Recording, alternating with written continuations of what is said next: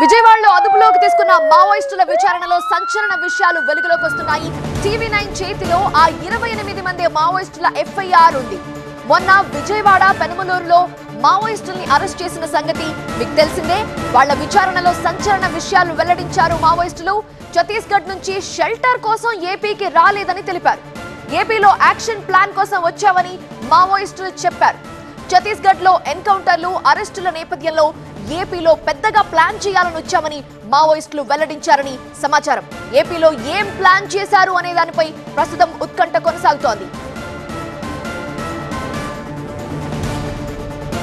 సంచలన విషయాలే వెల్లడించారు, బయటకు వస్తున్నాయి. ఇలాంటి విషయాలని కూడా పూర్తి వివరించడానికి మా ప్రతినిధి వసంత్ లైవ్ లో సిద్ధంగా ఉన్నారు. వసంత్, ఏపీలో చాలా పెద్ద ప్లాన్ తోనే వచ్చాము అనే విషయం విచారణలో వెల్లడైంది. మరి పోలీసులు ఏమంటున్నారు? ఎలాంటి ప్లాన్ తో వాళ్ళు వచ్చారు? ఇంకా ఎంతమంది మావోయిస్టులు ఉన్నారు?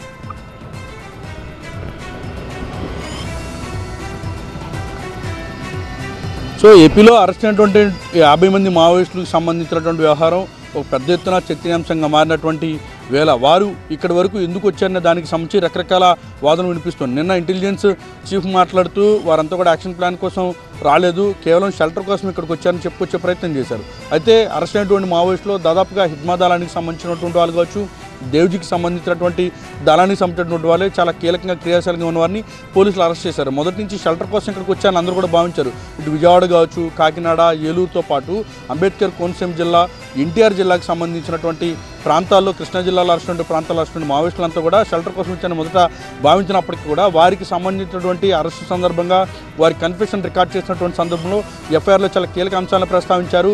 ఒకవైపు ఆపరేషన్ కగార్ పేరుతోటి దేశవ్యాప్తంగా ఉన్నటువంటి మావోయిస్టుల ప్రభావిత ప్రాంతాలపైన పెద్ద ఎత్తున కేంద్ర బలగాలు విరుచుకుపడుతూ ఉన్నాయి. మరోవైపు ఛత్తీస్గఢ్ లాంటి ప్రాంతాల్లో, ఒరిస్సా, తెలంగాణ లాంటి ప్రాంతాల్లో కూడా పెద్ద ఎత్తున కూంబింగ్లు జరుగుతున్న నేపథ్యంలో అక్కడి నుంచి షెల్టర్ కోసం వచ్చారని భావించినప్పటికీ కూడా ఇప్పుడు ప్రస్తుతం షెల్టర్ జోన్గా ఉన్నటువంటి విజయవాడకు వచ్చారని అందరూ అనుకుంటే అందుకు భిన్నంగా కన్ఫెషన్ స్టేట్మెంట్లో వారంతా కూడా తాము ఆంధ్రప్రదేశ్లో ముఖ్యంగా తమ ఉనికిని చాటుకోవడం కోసం ఆంధ్రప్రదేశ్ వేదికగా భారీ ఎత్తున ఒక యాక్షన్ ప్లాన్ సిద్ధం చేసుకుని వచ్చాం, తమ ఉనికిని చాటుకోవాలనుకున్నాం, పెద్ద ఎత్తున ప్లాన్ చేసినట్టు కూడా ఎఫ్ఐఆర్లో వారి కన్ఫెషన్ స్టేట్మెంట్ పోలీసులు రికార్డ్ చేసి దాన్ని కోర్టుకు సమర్పించారు. ఆలస్యంగా ఈ వ్యవహారం వెలుగులో రావడంతో ప్రస్తుతం ఈ మావోయిస్టుల అరెస్టుకి సంబంధించినటువంటి అంశమే పెద్ద ఎత్తున సంచలనం రేకెత్తిస్తే తాజాగా వారి కన్ఫెషన్ స్టేట్మెంట్ను ప్రస్తుతం వెలుగులో రావడం పెద్ద ఎత్తున సంచలనంగా మారిందని చెప్పాల్సి ఉంటుంది.